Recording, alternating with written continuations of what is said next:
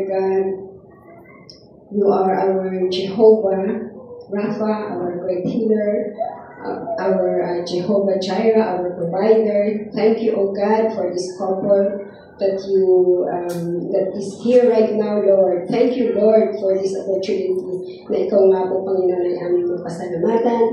And Lord, I pray for blessing of this couple of Father God.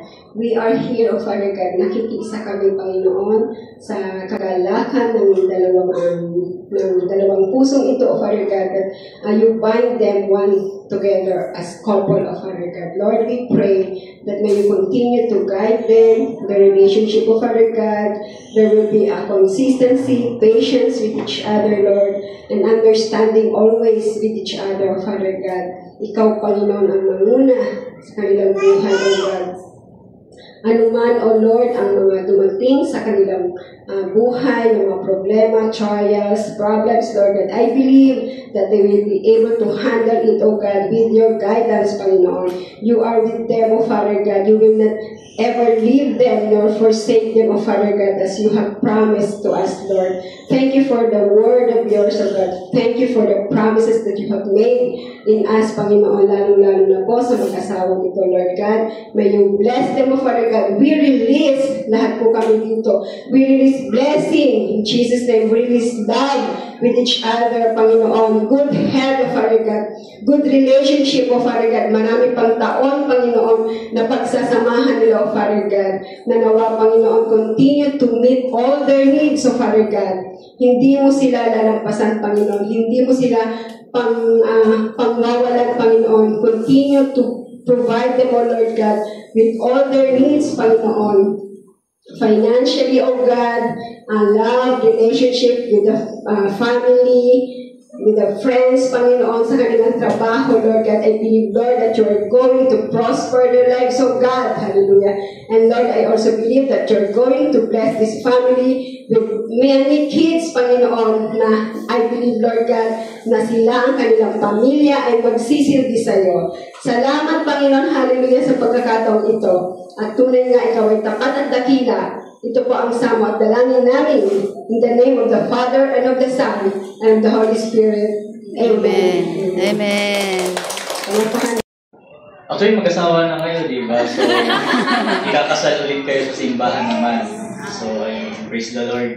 So, ayun, kasi, ang may papayo ko lang siguro, kasi ako 4 years na akong kinasal, 4 years na kami kinasal, so, siguro may papayo ko bilang future haligya ng tahanan, kasi, siguro in the future, magkakaroon na rin kayo ng anak. So, ang may papayo ko siguro as a father or husband, ikaw yung magiging decision maker sa family. So, kung ano yung napagkasunduan yung mag-asawa, ikaw bilang lalaki is tindigan mo, mas empowering mo yung asawa mo. Tapos yung mga decision mo, dapat ikaw ang magdadala. Hindi yung babae, ikaw yung magdadala sa inyo sa future na gusto nyong marating. So, ayun, supportahan mo si Sweet sa mga gusto niyang pagsisikapan, kung huwag ba lang siyang pigilan sa pangarap niya. Kasi para sa inyong dalawa yan, sa current na situation ngayon, hindi na lalaki yung magdadala kasama na rin yung wife. Kasi ang hirap na rin ang buhay, so kailangan magbanat-butol ang mag-asawa. So yun lang yung mapapayo ko. Thank you. Sweet and tsaka JP. Ma-advise ko, although matagal na rin naman kami magkakilala ni Yandy, siguro expect nyo pa din na kilalanin nyo isa't isa sa mga bagong character na makikilala sa isa't isa.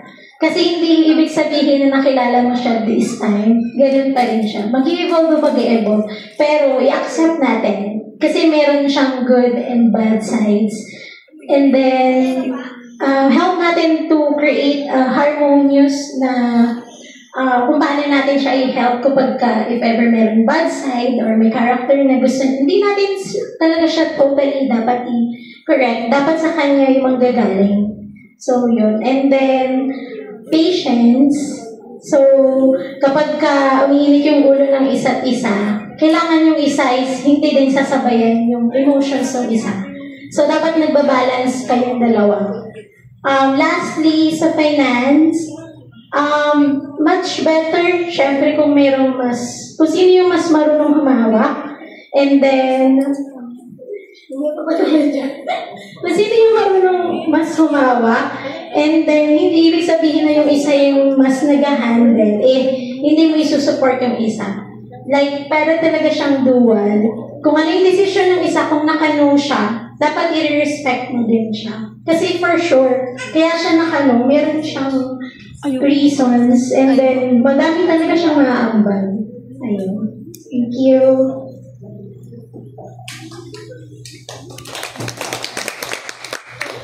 Speech to sweet. Sobrang na-appreciate ko for her helping me working remotely in my company as an accountant. She exhibits excellence in yung pagpupuyat to finish the reports. Thank you so much. Also, I haven't had a shower party when I got married in US, so I thought of you na experience mo before your church wedding. And you would bring this very memorable event with the family and friends. For you and JP, I wish you both a glorious and blessed married life. Hindi ko nabigyan ng laptop si JP noon, but I gave one to his brother na si Gandhi. So this time, I thought of this na gift of having a shower party. Love you both. Then, ayan, yung gift. Ayan. Hindi ko alam kung pinapa-open na niya eh. Pero, nasa inyo na kung gusto niyo i-open. Sa inyo na lang. Sa araw na lang ng wedding. Parang may suspense saan na lang daw sa wedding. Sa amin, pinag-aaral na rin sa akin. Ako gusto ko na po. I-open. Siya ayaw niya. So, ending. Hindi ba? Siya dapat masunod eh. So, ayun. Yun. Ayun. And let's have some group pictures with the family members who just arrived. Ayun. Aabangan naman ng friends mo kung ano yung comment dito. Send mo kapag in-open mo. Dapat may unboxing video kayo. So let's call si Ate Arlene to have picture. Sige, buong family. We would like to extend our congratulations and our happiness to the couple. So, congratulations on your wedding po. And this simple presentation is just an impromptu one. We're not professionals, however, it came from our heart. Bakin lang ako. Parang galang. Parang pag kami namin, hindi naman nagpo-focus. Sino po yan? So, ayun po. I hope you like our impromptu performance. Siyempre naman. Sintonado po kami. No, and also I would like to add that this is the first point of view, so it might be Ate's word or Kuya's word, but we believe that the song was perfect. It's perfect rather for them. Ayun po.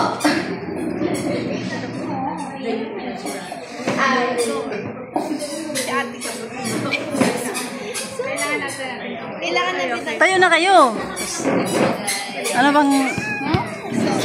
Ikaw to ba? Hindi ka sasali. Bagay pa. Ate, wala kaming alam dito. Balata na lang namin to. Walang song.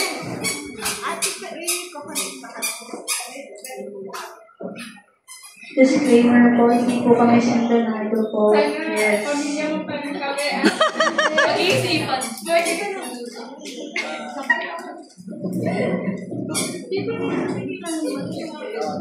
Oh, I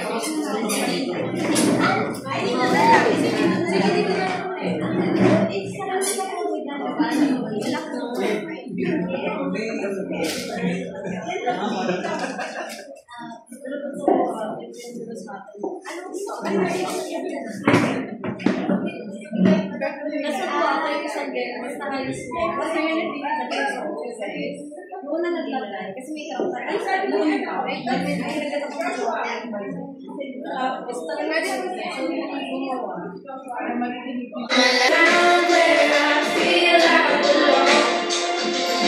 know you feel it.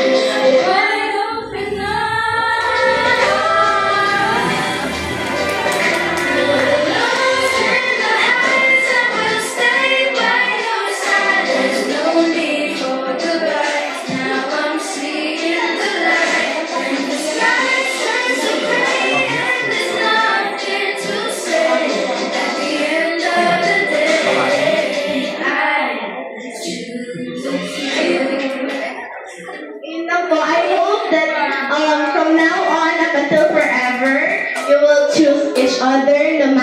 how, no matter how low you will get. Thank you, and congrats, Kuya. And of course.